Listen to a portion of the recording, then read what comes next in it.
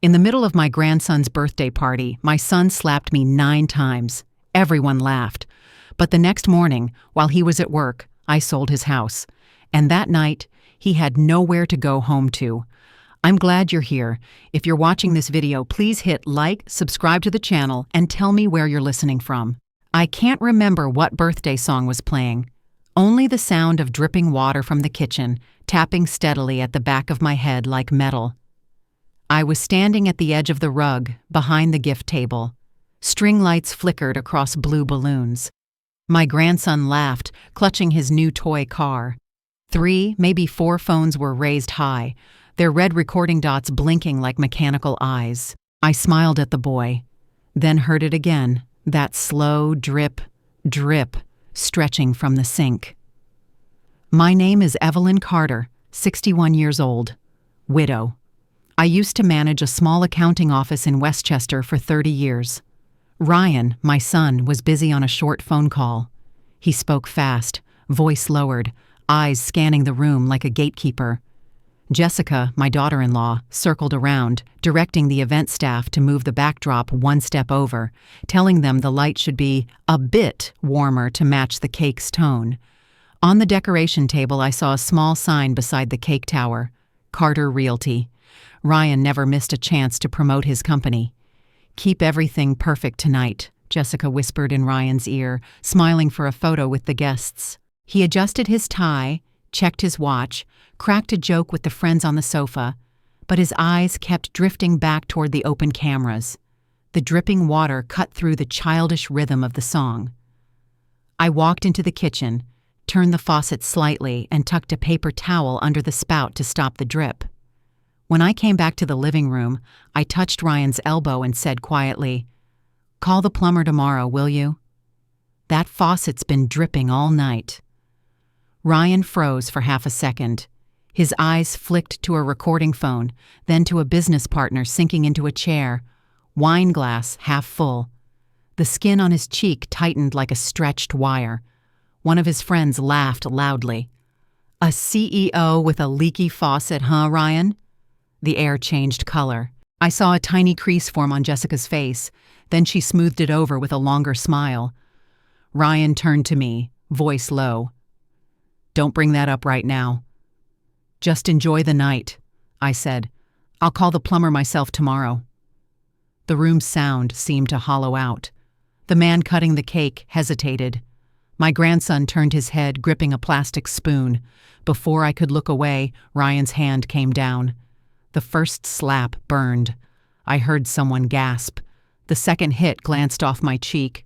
A taste of metal spread across my mouth, and a thin ringing cut through my ear. My left shoulder tensed, my neck flushed hot. Ryan's hand moved like he was striking an enemy, eyes no longer recognizing me. The third, fourth, came faster, sharper. The sound of palm against skin, dry as wood being slapped. No one in the room moved. They stood watching. None stepped in. Instead, they raised their phones to film, shielding the children so they wouldn't see. The fifth struck my jaw. My vision sparked with black dots. His hand swept across again. The sixth, the balloons squeaked together, turning into a harsh background noise. The seventh, the eighth, steady, measured, each blow synced with his breath, knuckles tightening as if rehearsed. The ninth came slower, deliberate, weighing force, testing how much silence the room could hold. Then all sound collapsed into the whisper of wrapping paper falling from somewhere, thin and cold. Every lens in the room was pointed at us. Jessica stood by the cake table, unmoving. The corner of her lips lifted slightly, a faint smile, her eyes passing over me, landing on an open camera lens as if waiting to capture a perfect moment. She tilted her head, smoothed the edge of her dress, and said nothing. No protest, no shock, only that strange relief of someone watching a mask fall exactly when they hoped it would. A man from Ryan's in-laws' side took half a step forward, then stopped, trapped by the crowd's stare. I dabbed my lip with a napkin. The red spread neatly. I looked straight into Ryan's eyes. He was catching his breath. I said, clearly enough for everyone to hear. "I've done my part here." No one spoke. Ryan's anger flattened, like water smoothed by a hand. But the eyes around the room weren't smooth. They were the silent rows of a courtroom, still and sharp. A child began to cry in the corner. Someone hushed it quickly. The music stopped completely. "Well, that's the end of the party," someone whispered. I saw Jessica turn away, then back again, trying to gather the shattered pieces of her smile into something presentable. Ryan swallowed hard, wiping his palm on his pants, as if erasing what had just happened. The red on my napkin remained, clearer than the cake tower behind me. I apologized to my grandson for leaving early, kissed the top of his head that smelled of frosting and sugar. The boy didn't understand. He just clung to my neck for a second before letting go because someone called him for another photo to complete the set. I walked out of the living room, through the kitchen. The dripping had stopped. If my late husband once taught Ryan that power is the applause of a crowd, then tonight I'd teach him the opposite. Power is order and boundary. I didn't need to scream. I didn't need revenge in that moment. I would take from him the one thing he clung to, the illusion of control. The house he treated as a stage would no longer be the backdrop for his performance as CEO night settled. The house was quiet. My study smelled of old paper. I turned on the desk lamp. Cold yellow light spilled across the wooden surface. The sentry safe sat inside the drawer, heavy as an old habit. I placed my palm on it to steady my hand. The code was still there, etched in memory like the names of seasons. The door clicked open. Inside were neatly stacked file folders. The property deed, Carter Holdings LLC's charter, account statements, rental contract templates. I pulled out a set, placed them on the desk, drew lines under a few sentences. The calendar on the desk was already flipped to a new page. I wrote down a time. My phone lit up. On the screen, Martin Hayes. I stared at that small light, hearing again the silence where the dripping had stopped. I answered the call. And on the other end, Martin said, "Tomorrow morning we begin." I woke up before dawn. The house was utterly silent, the faint smell of last night's pastries still clinging to the kitchen counter. I boiled water, brewed a cup of black tea, and laid out the papers on the table like soldiers in formation. Property title, Carter Holdings LLC charter, capital contribution records, bank statements, and the rental agreement templates I'd prepared long ago. Each file was labeled, numbered, and cross-checked by date. The raised seal of notarization pressed faintly under my fingertips. My signature, dark blue ink, steady and even. Tax ID number, bank confirmation letter. I went through everything one last time, clipped the sets into 2 separate folders, one for the attorney, one to take home. Thin morning light slid across the curtain's edge. I closed my phone and glanced at the to-do list. Not a single line mentioned feelings, only tasks to be done. Martin's office was on the 11th floor of a limestone building in Midtown. The elevator lobby smelled of polished wood. His assistant handed me a glass of water and gestured toward the conference room. Martin entered in a white shirt and dark tie, skipping small talk. "Brief me, Evelyn." "Last night, at Ryan's house." It happened publicly. Today, I want to activate the contingency plan we outlined before Martin nodded, pulling the LLC file toward him. The property is under Carter Holdings LLC, same for the investment accounts. Any transfer documents Ryan has are informal agreements. No notarization, no county record. Legal value, 0. I placed the second folder on the table. I want to avoid confrontation. Just follow proper order. Then we'll fast-track a lease. Martin opened his laptop, typed for a moment, then turned the screen toward me. A reputable nonprofit, lawful use, clause to replace all locks within 24 hours.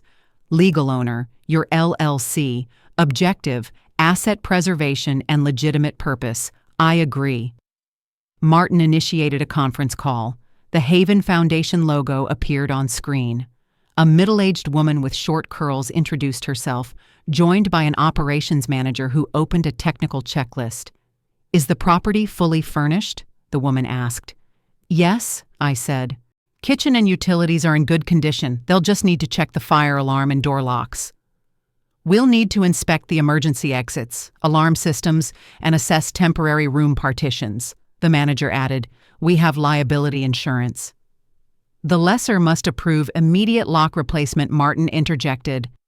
"We'll include a clause requiring full lock replacement within 24 hours. Access restrictions for conflicted parties. Also, no subleasing rights." "Understood," said the representative.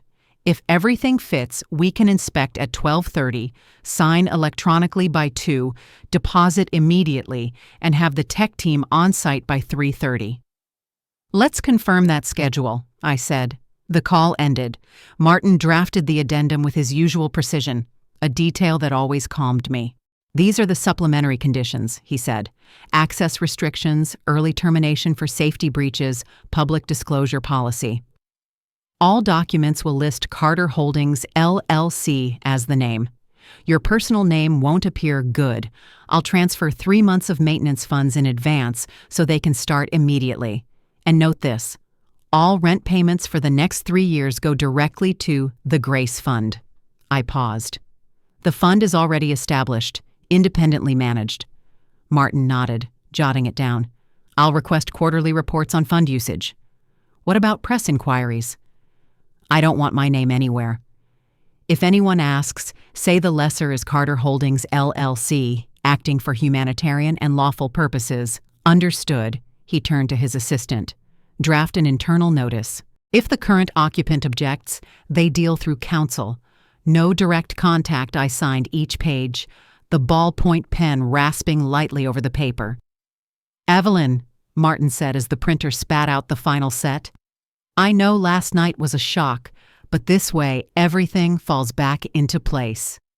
"I'm not looking for victory or defeat," I replied. "I'm looking for order and a lesson for my son."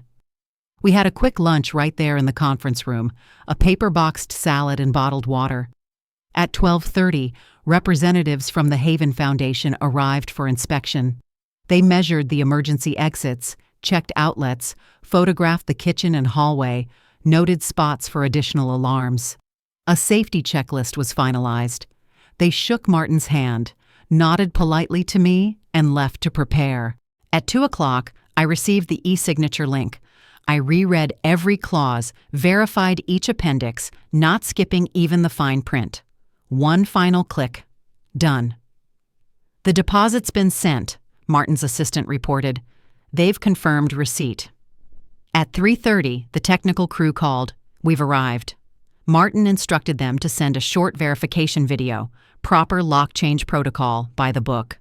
The old locks came off, the new ones clicked into place. Temporary key cards were handed to the inspection team. A construction sign went up at the gate.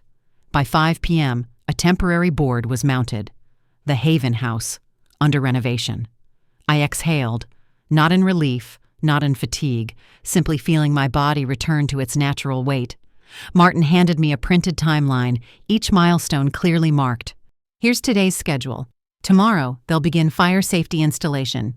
I'll wire the maintenance funds this afternoon," I said, capping my pen and slipping the documents into my bag. My phone vibrated. A text appeared from Ryan's number. Just one line, no apology. "We're taking a few days off." "You embarrassed me." I stared at the screen for 3 seconds, then locked it. No reply. Let the outcome speak for itself. But a small part of me, the part I'd buried long ago, wondered if I had ever truly understood what my son had been through. I can still hear the faint clinking of dishes in our old Westchester kitchen, the slightly burnt smell of butter lingering around the oven. That dinner was crowded. Daniel's friends, a few business partners, even Ryan's baseball coach. Daniel, my husband, was talking about a new deal, raised his glass, then pointed at our son. He messed up the numbers, couldn't even handle 3% of 12 million. The whole table burst out laughing. Ryan was only 12 then, shoulders stiff like they were held up by strings. He glanced at me for a second, then forced a crooked smile. I stood behind the kitchen door, clutching a dish towel so tight the fabric twisted in my hand. My fingers left prints on the cold steel of the doorknob. I pressed my lips together, didn't step out. When Daniel had had his fill of amusement, he switched topics, but the smile stayed stuck on Ryan's face like a glued-on mask. That night, it rained. The sound hammered hard against the awning, the yellow porch light scattered across the wet ground. Daniel was drunk.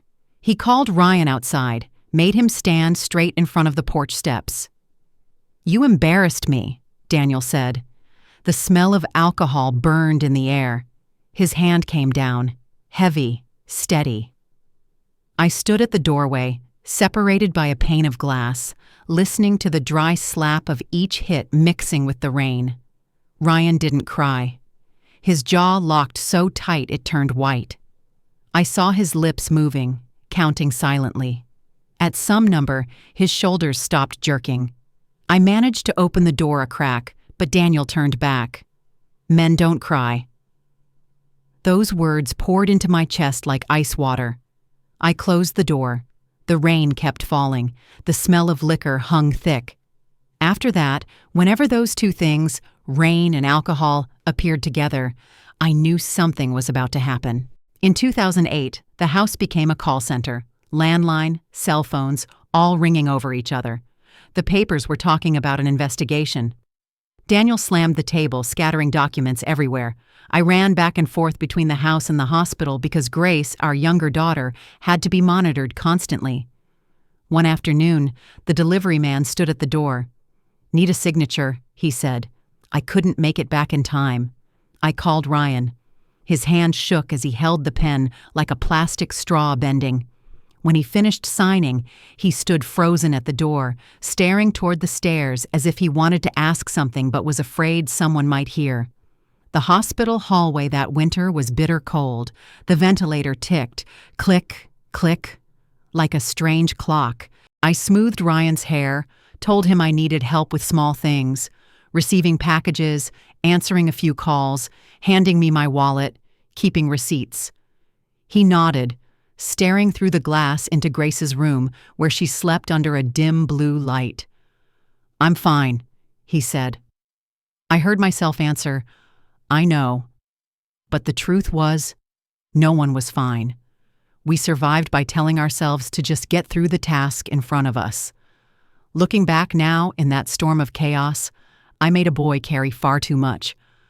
After everything collapsed, Daniel quietly disappeared, from dinners, from doorways, from our lives. He left one day and never came back. Grace held on for a while longer, then slipped away one morning without warning. I gathered what was left, sat with an attorney at the kitchen table, and created Carter Holdings, LLC, so no one could ever touch this house again with their pretty but empty paperwork. By then, Ryan had learned to map his life into boxes: night classes, certification exams, client meetings. He learned to speak smoothly, to keep everything tightly sealed.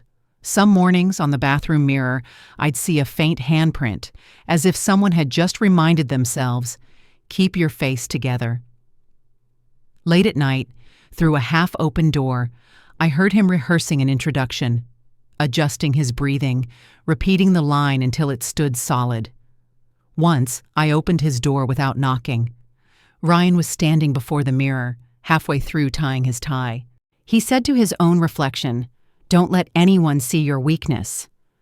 I froze outside the doorway, heart skipping a beat, like I'd walked into glass. That line wasn't meant for me, but it split the house in two. From then on, every time Ryan entered a room, I saw in him a surface so smooth, nothing could cling to it, not even dust. What I know about that day doesn't come from a single source. I pieced it together, from a misforwarded email, an assistant's careless remark, and a few exhausted sentences Ryan let slip one night. The picture was clear enough. The slide had begun weeks before the party, and by that day, the slope was so steep that it only needed a single drop.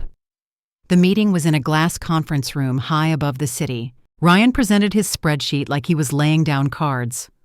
Occupancy rate holds steady at 93%, he said, pointing to the chart. One partner leaned back, drumming his fingers on the table. Interest rates are up, and you're still using the old assumptions? Ryan forced a smile. We locked the lower tranche, the rest. Adjust your profit expectations, another voice cut in. Otherwise, we can't invest. I'll take care of it, Ryan said, closing his laptop, his smile thinning to a single thread. By noon, his inbox pinged, a probe letter from the U.S. Securities and Exchange Commission. The corporate lawyer's tone stayed calm. Respond formally, provide source data, no commentary. Just a formality, Ryan said, waving it off. But I know he reread the subject line several times. The corner of the screen showed faint fingerprints. Social media doesn't wait for anyone to prepare. An independent real estate channel posted a comparison video, before and after shots of a property Ryan had listed, ending with a sneer. All shine on the outside, hollow within. Someone on TikTok filmed the house's front facade, voice dripping sarcasm. Please, if you don't know what you're doing, stop pretending you do. Ryan watched the whole thing, shut it off, then turned it back on. His pulse spiked hard enough that he pressed his fingers to his eyes. Beneath the post, a short comment read, "This is your CEO." One sentence, sharp enough to pierce the fine seam he always tried to hide. A few days before the party, Jessica had laid out her mood board for the sponsorship photo shoot. We need some warm family frames, bright kitchen, kids running through. Make it look natural. Okay, Ryan said, eyes still glued to his phone. And that night, I want everything perfect. You know how your mom tends to mention repairs in front of guests. What are you asking me to do? Just make sure that doesn't happen. People are watching. They looked at each other across the kitchen island, the quartz counter reflecting two tired faces. Jessica didn't press further. She just scrolled to the bottom of her shopping list. That morning, the bank sent a notice requesting additional collateral. Ryan called his assistant. Get me a short-term credit line. We've hit the ceiling, sir. Try West Shore. They pulled back after the SEC letter. Ryan was silent for a few beats. Fine. I'll call them myself. That night, the kitchen lights stayed dim. Ryan swallowed the prescription his doctor had given him to stay focused, then poured himself more whiskey to bring the nerves down. Sleep came in fragments, none of them deep. By morning, his eyes were bloodshot, his skin pale, a gray shadow of mist stubble along his jaw. Just before the evening of the party, a key investor texted, "We're pausing until the SEC matter clears." Ryan stared at the screen, knuckles whitening. He wanted to call back, but knew every word would now leave a trail. In the bathroom mirror, he saw a face he knew too well. He tightened his tie, adjusted the knot, and pressed his fingers hard against his temples. "Don't show it," he told his reflection. The faucet dripped, a hollow tick. He turned the handle, metal scraping cold against the threads. The sound stopped. I only know that part because Ryan said it later, half-conscious, when we were sitting at opposite ends of the long dining table, not looking at each other. I just needed everything to stay still for one night. But nothing stayed still. The things beyond his reach, profit charts, letters, comments, all crowded into the one room where he still believed he had control. Home. Guests arrived in waves, hugs, teasing, glasses clinking gently so as not to ruin the frosting. Ryan smiled, moving from group to group, automatically straightening his back for every camera lens. Jessica adjusted the lighting, shifted the backdrop one step over. On the table, the Carter Realty sign sat exactly where he wanted it. Everything was in place, except for one sound no one noticed, the faint dripping from the sink, threading itself into the children's music like a metronome marking time. That night, the slope reached its end. A joke, a glance, a drop of water. My son stepped into the center of the room carrying everything he'd built, the smile, the tie, the polished lines, and the quiet mantra, "Don't show it. The rest, you've already seen at the party." When I think back, I don't excuse him. I only see the alignment of forces, economy, image, marriage, all converging into one point. And then the glass overflowed. He poured all his anger, pressure, and frustration onto the body of his mother. I could have chosen to forgive, to keep helping him quietly, but that was something I could never accept. After the party, Ryan sat alone in his car, breathing like someone who'd run uphill. A billboard nearby washed his face in cold blue light. A message from an investor flashed, then went dark. Inside the house, I was signing the addendum to the lease contract. 2 opposing motions, 2 orbits that would never cross again. We met only once more, at that small Rubicon by the sink, when he turned the handle hard to stop the drip. That afternoon I stood on the porch, the old house key still in my pocket. The Haven Foundation's van pulled up to the gate, and 2 people stepped out. An operations manager and a safety specialist with a laser measure clipped to his belt. Martin followed behind them, carrying a hard folder. They exchanged brief greetings, not a single unnecessary word. We started from the front door, walked through the hallway, and into the kitchen. The specialist opened his checklist: emergency exits, clearances, fire extinguishers, smoke detectors, water valves. He measured the distance from the railing to the stairs, jotting numbers into square boxes. "Electrical system's good," he said, bending to check the outlet. "The kitchen needs an extra heat sensor in that corner." I pointed to the area where the wiring could be run quickly through the drop ceiling.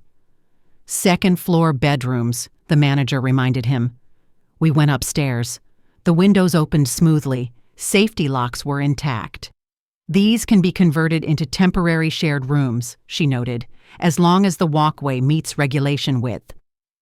On our way back down, Martin explained the terms. The tenant carries civil liability insurance and complies with the city's temporary housing code. The lessor, meaning the LLC, retains inspection rights. I nodded. By 12:30, every box on the list had a check mark. "Conditions approved," the manager concluded. "We recommend adding an access control system." I looked at Martin. He nodded, already in the addendum. They shook my hand and said we'd meet again once the contract was fully signed. The law office was as quiet as a church on a weekday. We sat down at the table. Martin's assistant slid an iPad in front of me. The contract appeared on screen, key clauses highlighted in yellow, all locks to be replaced within 24 hours. The tenant reserves the right to deny access to any party posing a conflict. Lease term of 3 years, renewable based on operational performance. I read every word aloud, not skipping a line of fine print. Signed, Martin signed. The Haven representative e-signed. "Deposit transferred," the assistant confirmed. The email chime sounded. Ting. A new bronze plaque was mounted with 4 screws, gleaming in the sun. "The Haven House, under renovation." The organization's staff took a few pictures for their records. "We won't publish these," one of them said when she saw me watching. "Internal documentation only." Then dusk poured across the street just as Ryan's SUV stopped in front of the gate, returning from their short getaway. Jessica sat in the passenger seat, eyes wide. Ryan tried his key. The blade wouldn't go in. He pushed harder, useless. Then his eyes landed on the bronze plaque. His face changed color. "What the hell is this?" he shouted. One of the foundation staff stepped forward, voice polite.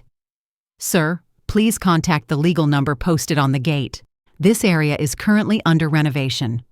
Ryan slammed his fist against the door. The metal rang out against the porch column.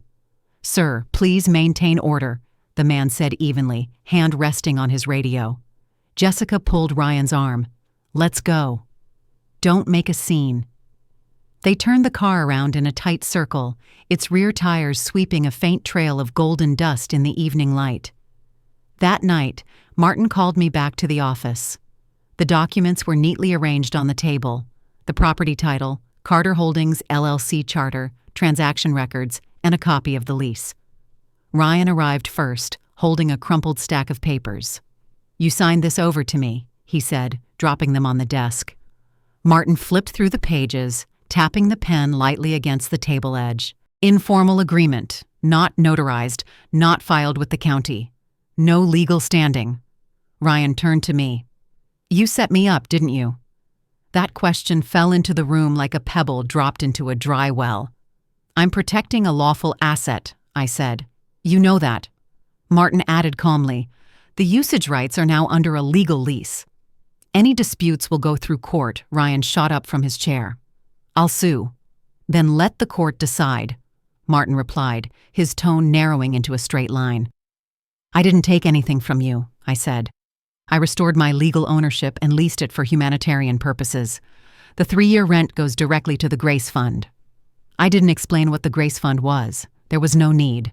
Ryan stared at me for a few seconds, then gave a short, dry laugh and turned toward the door. Jessica waited in the hallway, silent. They left like people walking out of a theater long after the credits have stopped rolling. The bank opened at exactly 8 o'clock. Martin and I sat across from the relationship manager in a glass office overlooking the street. She reviewed the Carter Holdings LLC documents, cross-checked the charter, then opened the file for the Grace Fund, a previously registered foundation with an independent board and a dedicated account. You'd like to set up a full-term transfer order for 3 years of rent payments? She asked. I nodded. Martin handed her the term sheet. Monthly transfers, automatic, non-adjustable from the tenant's side. Any modification would require a board meeting record from the foundation. She typed for a moment, then printed a confirmation form. I signed. The spring of the pen clicked sharply against the paper. Beginning with the first cycle, the funds will go directly to the Grace Fund with no intermediary account, she repeated. That's correct, I said. The first test disbursement arrived that same afternoon. The financial manager from the Haven Foundation called over video, showing me a program list, a mental health screening initiative for elderly immigrant women who had suffered emotional abuse. Rain began to fall lightly by the time I got home. I opened a thin wooden box kept in my cabinet, a photo of Grace smiling beside a young apple tree, a hand-drawn birthday card, and a small scrap of paper in her handwriting. Lonely elders will have a place to go. I sat still, listening to the rain tapping on the window pane like an old heartbeat. The fund's name wasn't a clever idea. It was a promise I'd failed to keep to my daughter, that someday, when life steadied, we'd create a place for others to lean on. I placed the note beside the foundation's charter and closed the box. Rumors spread through the neighborhood faster than the locksmiths worked. When I stopped by, 2 neighbors stood whispering by the fence. One asked whether it was safe, whether it might bring trouble. Martin was right there. He handed them a printed information sheet. Lawful use purpose, fire safety standards, screening procedures, and the city hotline number. The other said, as long as it's run properly, I support it. It wasn't a grand declaration, but it softened the invisible line of resistance. Inside, I heard the soft swish of a broom and quiet laughter from the kitchen. That's how things begin, with small sounds like those.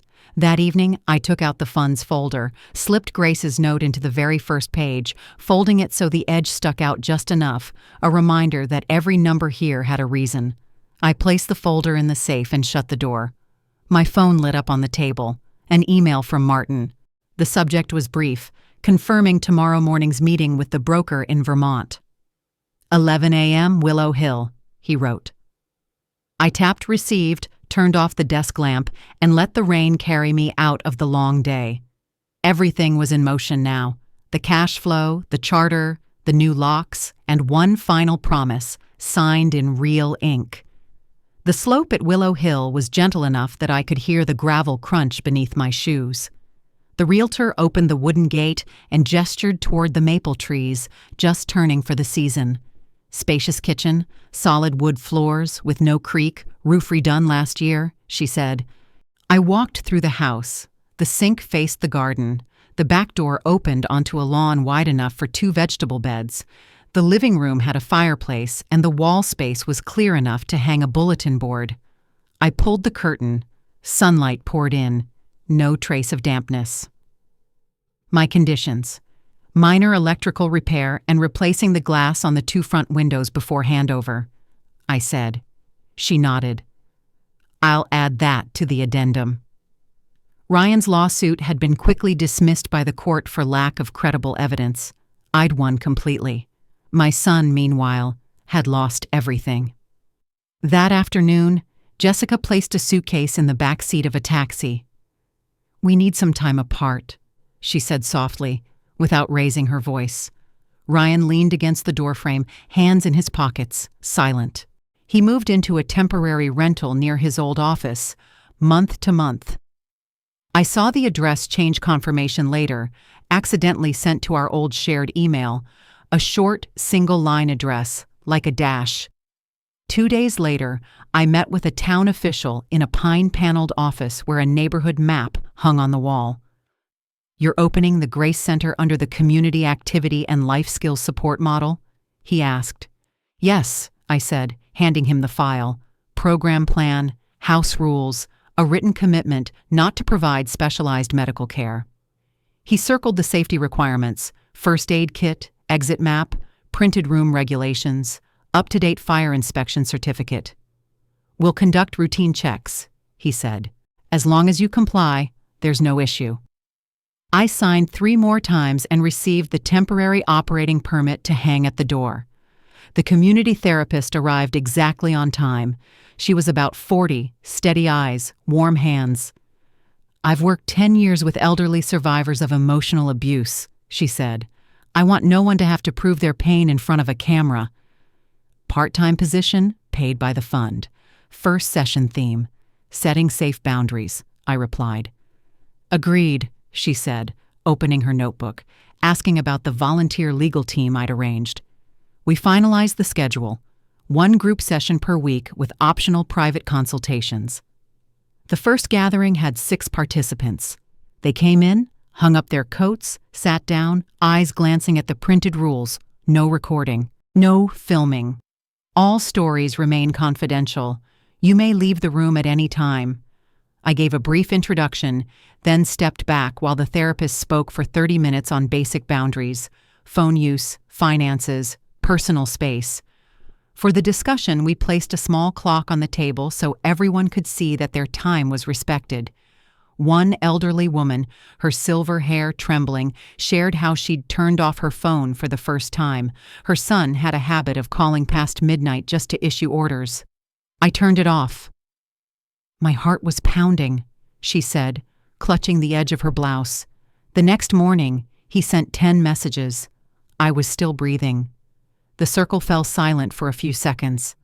Then another woman nodded gently, as if placing a small stone in the first woman's palm. Later that Saturday afternoon, a neighbor knocked, a married couple from the end of the road, holding an apple pie. "Welcome," the wife said. "My aunt used to have her son control her pension money. She went a whole year without being able to buy herself a pair of shoes." I poured tea and listened to their story flow like soft rain. "Next month, I'm hosting an open talk on protecting your legal assets," I said. "If you'd like to bring your aunt, just call me ahead. No need for formal registration." The husband nodded. Better than sitting on the porch complaining. For a moment, I thought I'd finally found a peaceful life in this place. But life, as always, had other turns and storms waiting for me. I never found out exactly which day Ryan's car was towed. Only that morning, the bank sent a notice foreclosing on a collateral property tied to one of his projects. Then the main investor pulled their funding, citing risk from the Securities and Exchange Commission inquiry. The corporate attorney's message was terse: liquidity plan required. Ryan sold his luxury car. The payment went directly to cover the remaining payroll. I heard later from an accountant. He said to keep at least 1 month's salary for the team still hanging on. He sent out a long, evasive apology email to his network. "I've been too absorbed in work lately, made communication mistakes." Not a single word about the party, not a word about me. Replies were sparse and cold.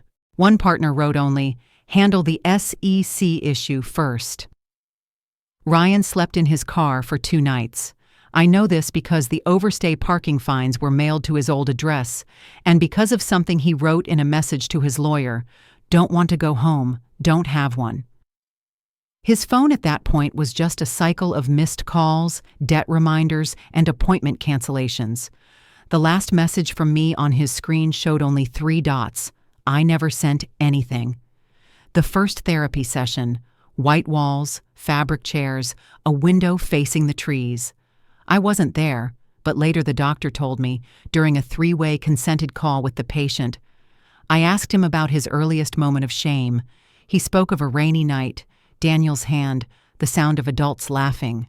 Then he mentioned the birthday party. The doctor concluded with a single sentence. Shame doesn't vanish. It looks for shortcuts. I listened, set the phone down on the desk, and stared at the sunlight striping the wood. The assignment was to keep a nightly journal, separating events from interpretations. Ryan wrote, Mom mentioned the faucet. That's an event. I was humiliated. That's an interpretation. In a photo of the journal page attached to his therapy invoice, I noticed his handwriting, still sharp but lighter, less pressed. Maybe that's where the first distance began to show. The doctor revised his prescription, cut alcohol entirely, and drew up a basic plan for sleep, meals, and exercise. Ryan quit drinking. The withdrawal lasted weeks, trembling hands, aching jaw, fragmented sleep. He walked laps around his temporary neighborhood, counted traffic lights, set goals so small there was no room for failure. Eat breakfast, reply to 2 emails on time, turn off the phone by 10. Some days, he passed the old house. The Haven House sign stood bright at the gate. Ryan stopped across the street, hands deep in his coat pockets. He didn't approach. A social worker walking by nodded politely to the stranger. Ryan turned away, pulling his knit cap lower. The neighborhood guard later told me. He stood there for a while, then left. An email arrived, a small consulting offer, review a portfolio for a local investment group. For the first time, Ryan replied without posturing, I'll need flexible hours for therapy. They agreed. 3 sessions a week, 1 hour each morning. He rewrote the chain of his decisions, underlining every skipped step. After several sessions, the doctor asked him to retell the moment from the party, without assigning blame. Mom said, Call a plumber tomorrow, Ryan recounted. What I heard was, you can't even manage your own house. I saw the phones raised. I heard someone joke, a CEO with a leaking faucet. If you could go back to that moment, what would you do? I'd walk into the kitchen, let the water run quietly into the sink, call a plumber in the morning, and I'd tell my mother we're not talking about repairs tonight. That sounds like an adult, the doctor said. The exchange was noted on his billing receipt. The doctor's habit was to jot 2 or 3 lines summarizing the therapeutic frame. He slowly stopped posting every night. The discipline photos disappeared. In their place, a handwritten list taped to his mirror. Sleep enough, eat enough, answer correctly, don't react to provocation. Jessica texted a single line, I hope you're okay. Ryan replied, I'm in therapy. Neither added anything more. The rent invoices kept coming.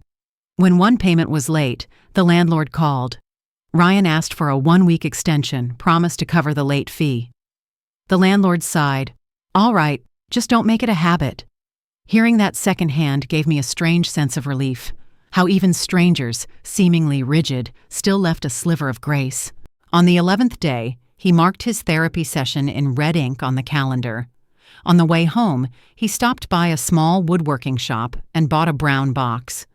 I don't know what he planned to put inside, only that the receipt showed up later on his bank statement, labeled, Wooden Keepsake Box.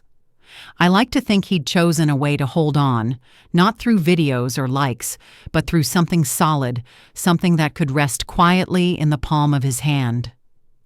I never meant to forgive. I only meant to draw a boundary, clean, clear, final. But the handwritten letter came on a drizzly afternoon, the ink bleeding through the paper like someone trying to rewrite himself. The envelope had no return address, just my name scrawled across it. I stood in the kitchen beside the newly hung clock and opened it. 4 pages, a man's handwriting, succinct, steady, Ryan wrote about 11 therapy sessions, about the jolts that woke him in the night, about standing outside the Haven House gate and not having the courage to press the bell. At the end, he wrote, "I'm not asking for money. I need a plan to pay my debts and repair what I can. If you don't want to see me, I understand." I set the letter beside the teapot and read it again. It wasn't a beautiful apology. No eloquence, no polish. Only verbs that worked. Perhaps that was more fitting for the two of us. I met him at a small diner down the hill, by the window that looked out to the lot where delivery trucks occasionally idled. Ryan arrived early, wearing a light gray coat, no tie. When he saw me, he stood up briefly. No forced hug, no handshake. I sat down and ordered 2 black coffees. The smell of fresh brew drew a straight line between us. "I don't use foundation funds for family," I said first. "If I help, it'll be my time, and with conditions." Ryan nodded. "I understand. First condition, continue therapy. Second, a realistic budget, numbers on paper. Third, your work must benefit someone other than yourself." "All right." He lifted his pen. I took a small notebook from my purse and drew 4 columns: debt, income, expenses, monthly commitments. "Write it all down," I said. Ryan hesitated a moment, then began. Credit card A, personal loan, temporary rent, late fees, a small consulting income. When he finished, he pushed the notebook back. I tapped the table 3 times with my pen. "You quit drinking? Keep it that way. Cut the useless costs, app subscriptions, that gym you never go to. Call every creditor yourself. Ask for a payment plan. Answer the phone. Don't let them write the story for you." Ryan nodded. "And the useful work?" "Come to the Grace Center on Wednesdays and Saturdays. You don't join the sessions. You do the physical work. Fix shelves, paint doors, carry boxes, split wood. Call it repayment for what you once didn't do." He pressed his lips together, then smiled faintly. "Deal." I handed him another envelope. Thin. "This is a personal loan. Not from the fund. 1-page agreement. You repay a small portion monthly. No interest. If you stop paying, we stop meeting." Ryan read. Signed. I kept a copy and asked the waitress to pack 2 apple pies to take back for the group tomorrow. As we left, a cold gust swept in. Ryan held the door open. A small gesture, but unperformed. In the weeks after, he came to the center on time. He didn't enter the classroom, didn't talk to anyone. He stayed in the backyard splitting firewood, the sound of axe on log steady, rhythmic. I handed him a list. Replace the storage room handle, repaint the kitchen fence, realign the tilted bookshelf. He finished each task, took 2 photos, sent them as a report. No hashtags, no captions. I gave him symbolic pay, sealed in an envelope labeled labor. He refused. I already got the loan. "Work deserves value," I said. "Use this for food, not debt." We went to the bank together. Ryan sat across from the representative, placing his papers down flat. "I need a gradual repayment plan and overdraft block," he said. The woman scanned his file, asked a few questions, then printed a proposal. Ryan read it carefully, double-checked the hidden fees, and signed. Then he called the credit card company to cancel all subscriptions, disable auto-renewals, and turn on payment reminders. Each call ended with an exhale, long and heavy. One day, I brought him to sit in on a session with our volunteer lawyers. He sat quietly while I stayed behind him. The topic was protecting assets for the elderly. Afterward, Ryan said softly, "I didn't realize so many parents have their bank books kept by their kids." "Economic abuse doesn't make much noise," I replied. He nodded, eyes down on his paint-stained shoes. That evening I called Jessica. No promises, just facts. "He's in therapy. He's paying debts. I'm overseeing part of it." Jessica exhaled. "Thank you for telling me." Neither of us used the words "getting back together." We made a weekly schedule, 2 therapy sessions, 1 consulting job, 2 workdays at the center, 1 day for running, 1 day empty, no purpose. "Empty time isn't waste," I said. "It's space to breathe." Ryan smiled. I still feel guilty when I'm not doing anything. Learn to stop, I said. One afternoon, he brought a paper bag to the center. I made soup, he said, found the recipe online. Wanted to share some with the group. I accepted it, not praising yet. I called the therapist to check if outside food was allowed. It's fine if labeled clearly and ingredients verified, she said. I labeled it. Contains celery and dairy. At the end of the session, everyone received a small cup. They said it was warm. Ryan stood outside on the porch, hands in his pockets, listening to the spoons clink against the cups. Sometimes I still hear that old dripping in my head. When I do, I walk to the kitchen and look at the clock. I remind myself, time for new beginnings always exists, doesn't mean erasing the past. It means putting a plan on the table and working through it. One late evening, Ryan texted, I took another consulting project. Schedule fits with therapy. I'd like to increase the repayment on your loan. I replied, keep this month as agreed. Use the extra to build an emergency fund, $500, then pay more. A few minutes later, he texted back, created a new account, named it Don't Touch. I laughed quietly to myself. By the second month, he asked to give a talk at the center, how people with a history of violence learn not to repeat it. I refused. Don't turn the center into a stage for redemption. When you're ready, do something concrete. Teach them how to read a phone contract. That's enough. That day, Ryan stood at the board, writing line by line. Activation fees, termination clauses, how to block auto renewals. From the back of the room, I saw two women taking notes faster than usual. We didn't say big words. Winter came, laying a soft layer of snow over the yard. Ryan shoveled, spreading salt over the steps. I brought out 2 cups of coffee. He took his and asked, do you think I'll ever lose control again? I didn't answer right away. That depends, I said finally, on whether reason can win over instinct. That morning was dry and cold, sunlight spilling across the kitchen table in a thin stripe. I was checking the supply list when Ryan knocked early, holding the wooden box. I think I'm ready to return this to where it belongs, he said. I lifted the lid. Inside was a worn slip of paper with the Grace Center's address, an old key, and a wallet-sized photo of Ryan with his son at a Little League game. I closed it gently and set the box on the shelf. All right, I said. We have a talk with the volunteer lawyers today. You can help set up the chairs. The Haven Foundation staff had called earlier. A donation truck was scheduled for the afternoon. I asked Ryan to go out front to direct them. That's when a stranger pulled up by the gate, stuck his phone out the window, and started filming. I heard his mocking voice. So this is where they keep the bunch of frauds who milk their families for sympathy money? Ryan stood 5 paces away, hands in his coat pockets. I saw his shoulders tighten. That small flicker, an old alarm signal. The wind carried the hot rubber smell of braking tires, a scent tied to old triggers. The man took another step, turning the phone toward the center's sign. Hey, you, he sneered. You work here, or are you one of the...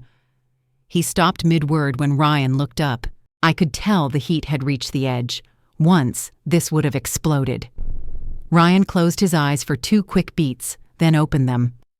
I saw him shift his weight half a step back, his hand inside his pocket opening, then curling again. The grounding exercise, the tactile anchor from therapy. His voice was low, steady, not hard. You can read the information sheet posted by the gate. If you have a complaint, this is the county office number, and you don't film people's faces here without permission.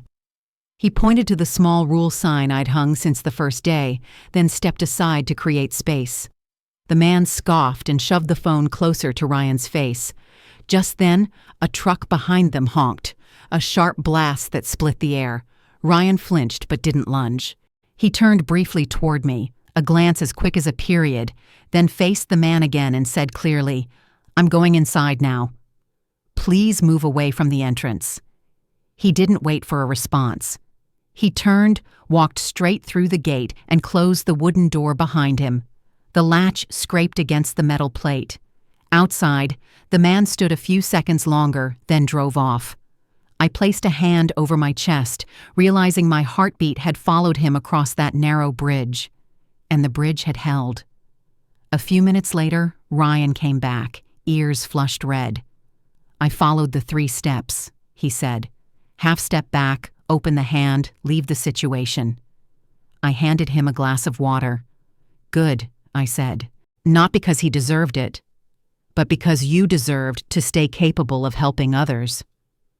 That afternoon, the donation truck arrived, an armchair and several boxes of dishes. Ryan carried them quietly. I watched the way he set the chair down, not thrown, not performed. His calm wasn't a pose. It was the sound of a string tuned back to the right pitch. A week later, Jessica sent a short email. "Could I stop by the center to talk for 5 minutes?" I replied, "Yes." Friday afternoon. She came wearing a brown coat, faint shadows under her eyes from lost sleep. Ryan waited outside on the porch, hands cold, unable to hide the tremor. I left them at the tea table and stayed in the kitchen. Their voices were low, never sharp. Jessica spoke of the past weeks, how their son had asked why his dad no longer took him to the ballpark. Ryan said, "I was wrong only once." He didn't dramatize it, didn't mention therapy, didn't claim progress. He said, "I'd like to take him Sunday afternoon. You can come or not. It's your choice. If he gets tired, I'll bring him home early. No photos online. If I lose my temper, I'll leave the field for 5 minutes." Jessica pressed her lips together, then nodded. "I won't promise yet," she said, "but let's try once." Sunday, they went to the Little League park. I didn't go, but that evening Jessica sent a photo, a pair of small shoes caked in mud, the boy's face flushed red from the wind. Below it, one line, "No incident." I set the phone on the table and leaned back. Another brick laid straight. In the days after, Ryan kept paying his debts, consulting, shoveling snow, attending therapy. Sometimes during a tense call, he'd step back and say, "Let's pause 10 minutes. One evening he arrived late, sweat beading his forehead. "I just walked away from a gas station trigger," he said. Someone shouted, "You used to hit your mom. What can you teach anyone?" I didn't respond. I just walked off. I didn't clap. I just set a sandwich in front of him and said, "Eat." Low blood sugar can be a trigger too. One evening, Jessica brought their son to Willow Hill. The boy held a baseball, looked at the clock on the kitchen wall and asked, "Does it make a sound, Grandma?" "Yes," I said, "but it's very soft." Ryan stood by the door, his hand resting lightly on his son's shoulder, not gripping. We ate soup, no heavy talk. When they left, the boy hugged me. Jessica said quietly, "He's different." "Different because he acts differently," I replied. It sounded like a cliché, but it was true.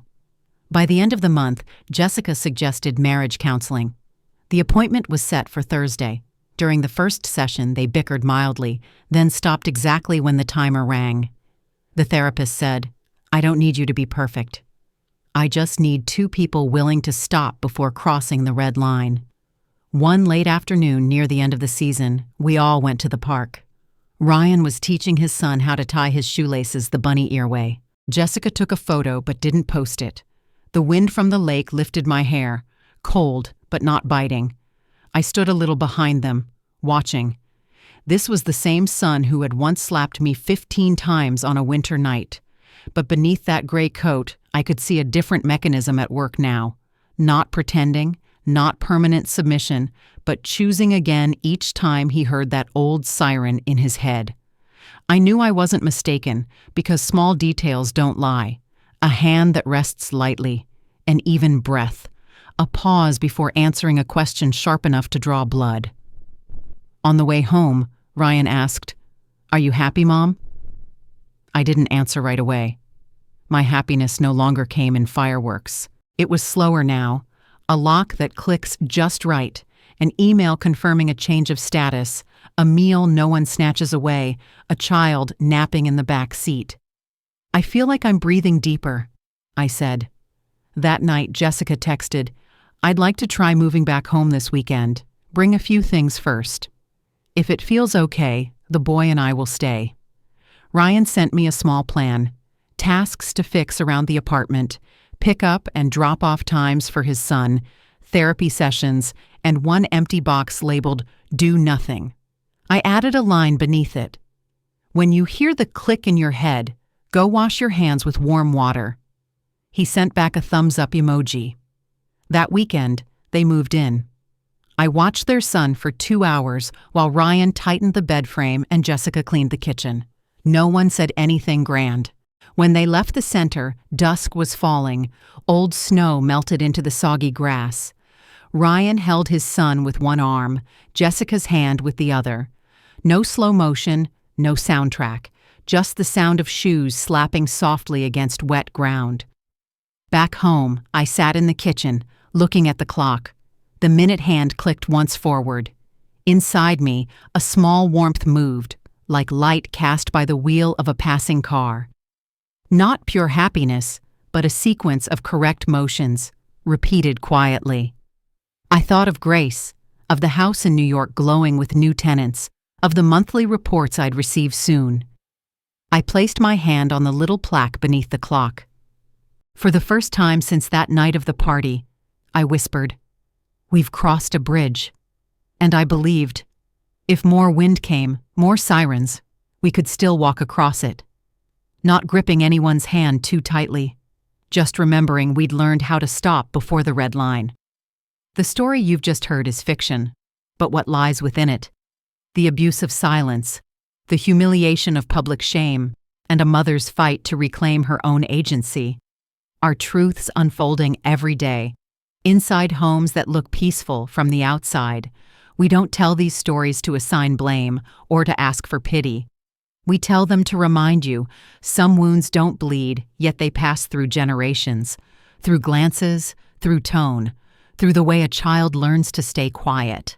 And sometimes, the bravest act isn't to strike back, but to stop, to break the cycle of violence. If you've ever stood in the storm of a family, been misunderstood, or kept silent just to keep the peace, remember, you are not alone. If this story made you think, leave a comment. If you believe healing begins with facing the truth, share this video so others may know that strength doesn't always make noise. And don't forget to subscribe, because here, every story is a reminder that compassion, dignity, and the capacity to forgive can also be forms of justice. At the end of this video, we'll share 2 of our most loved stories, 2 different windows into redemption and rebirth. Thank you for staying with us until the very last moment of this story.